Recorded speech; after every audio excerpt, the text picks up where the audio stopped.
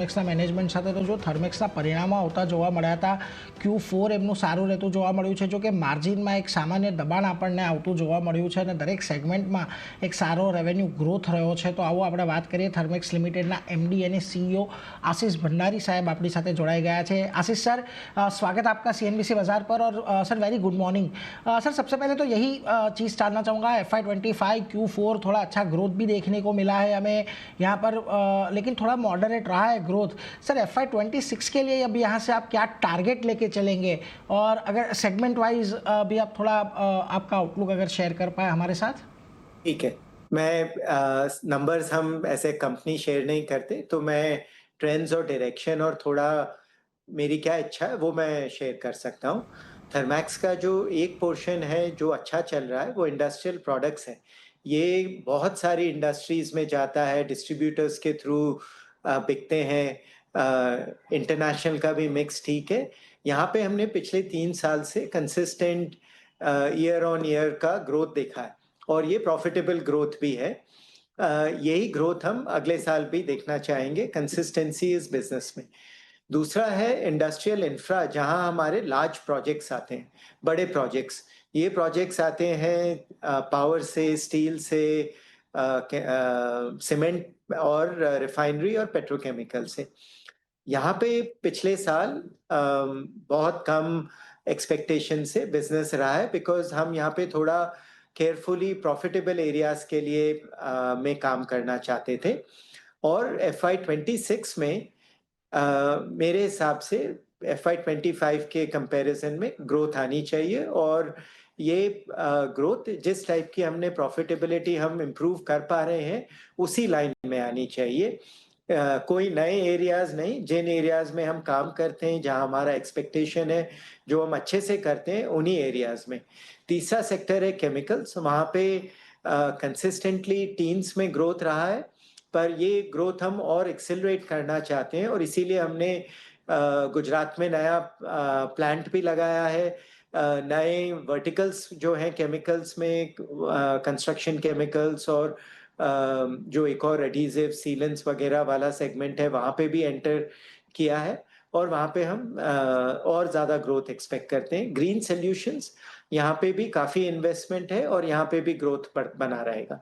तो overall FY26 को लेके मेरी एक्सपेक्टेशंस हाई है, पर मैक्रो इकोनॉमिक बहुत सारे मूवमेंट्स चल रहे हैं, उसके बावजूद मेरे हिसाब से अच्छा साल होना चाहिए. जी सर. सर आपने बहुत ही अच्छी तरीके से सेगमेंट वाइज समझा, लेकिन उसमें ग्रीन सॉल्यूशंस पे आपसे थोड़ा और डिटेल जानना चाहूँगा, क्योंकि देखिए FY25 में ग्रोथ रहा है, लेकिन एबिट लॉस है, जो कि आपका एबिट लॉस FY24 से कंपेयर करें तो थोड़ा नैरो हुआ है.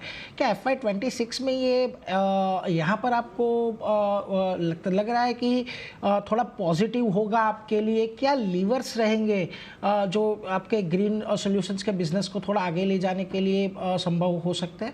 ठीक है. तो ये लॉसेस अगले साल काफी कम होने चाहिए.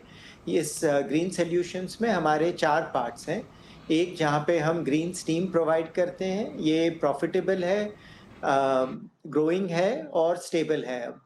दूसरा है रिन्यूएबल एनर्जी का, जहाँ पे विंड, सोलर, बैटरी स्टोरेज के उस पे हम इंडस्ट्रियल कंपनीज को ओपन एक्सेस पे ग्रीन पावर प्रोवाइड करते हैं. यहाँ पे FEPL बिजनेस का नाम है.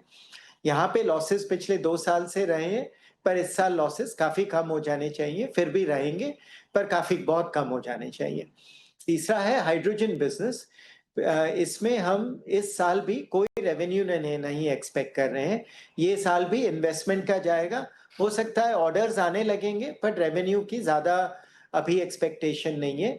ये है अगले 3 साल में के लिए ये प्ले है, और अगले साल हमारे इससे रेवेन्यू की एक्सपेक्टेशंस आएंगी. इस साल रेवेन्यू का भी नहीं है, पर यहाँ पे भी काफी इन्वेस्टमेंट हो रहा है फ्यूचर के लिए प्रिपेयर करने के लिए.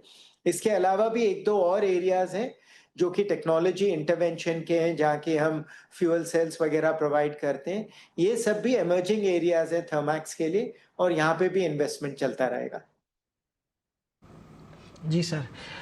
सर आपने वैसे तो बहुत अच्छी तरीके से आपके ये रखे, लेकिन सर आपने जो पहले एक बात कही, गुजरात में एक नया केमिकल प्लांट आपने लगाया है, सर उस प्लांट की डिटेल जानना चाहूँगा। किस तरीके का प्लांट है, कितनी अभी उसकी कैपेसिटी है, और क्या आपके टारगेट से ये प्लांट को लेकर। सो ये प्लांट झगड़िया में है और काफ़ी नए प्रोडक्ट्स यहाँ पे आएंगे, industrial products, resins, water treatment chemicals, construction chemicals, family of products हैं जो कि हम झगड़िया वाले प्लांट से डिलीवर करेंगे। प्लांट बहुत ही मॉडर्न और एनर्जी एफिशिएंट है, और इससे हमारी कैपेसिटी केमिकल्स की करीब 30% और बढ़ जाएगी इस प्लांट से, और धीरे धीरे इस पे हम और एक्सपेंशन भी कर सकते हैं इस प्लांट में।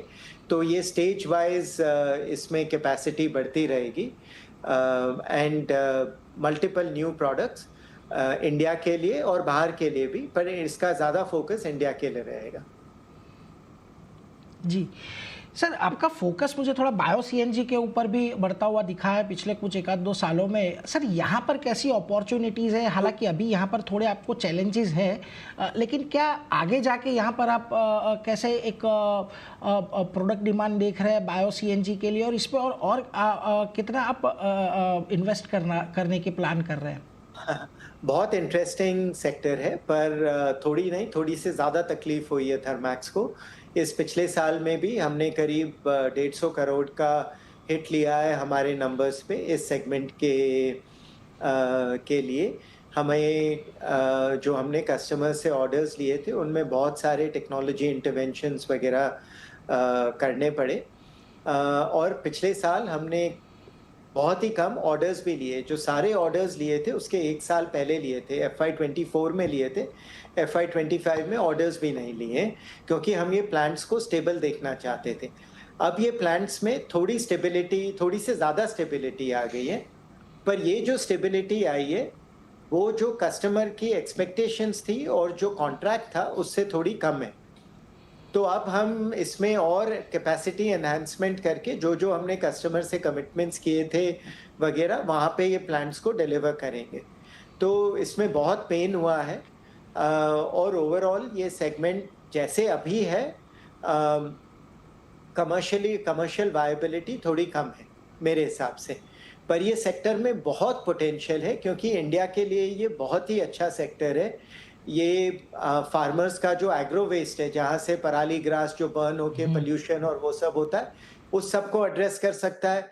गैस का जो इम्पोर्ट्स हैं वो सब एड्रेस कर सकता है, फार्मर्स के लिए इनकम बना सकता है, ऑर्गेनिक फर्टिलाइजर बना सकता है। तो बहुत सारे एडवांटेजेस हैं इसके, पर पॉलिसी सपोर्ट चाहिए होगा इस पूरे सेक्टर को मतलब आगे बढ़ाने के लिए, और गवर्नमेंट से एक्सपेक्टेशंस हैं कि ये पॉलिसी सपोर्ट आएगा। इस पॉलिसी सपोर्ट के साथ इस सेक्टर में बहुत ग्रोथ हो सकता है, पर अभी तो तकलीफ ही है। जी सर, और हम आशा भी रखेंगे कि सरकार इसके ऊपर जल्द से जल्द कोई पॉलिसी लाए।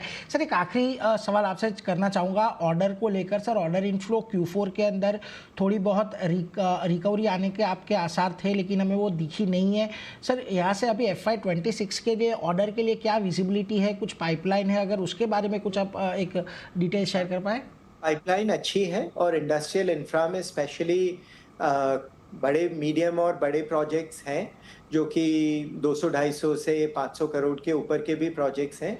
तो जो मैं एक्सपेक्ट करूंगा कि इस साल हमें देखना पड़ेगा, पर वो मैंने Q4 में भी बोला था कि वो पाइपलाइन है, बट Q4 में वी हैवंट डिलीवर्ड इट। तो इस साल स्टार्टिंग Q1 से ही मेरा भी उस पर काफ़ी ध्यान है, क्योंकि इस एरिया में हमें अब ऑर्डर्स चाहिए इंडस्ट्रियल इंफ्रा में, एंड हमारी कैपेबिलिटी भी अच्छी है अब डिलीवर करने की। तो एक्सपेक्टेशन रहेगा कि, एंड पाइपलाइन भी है कि यहाँ पे ऑर्डर्स आए। जी सर।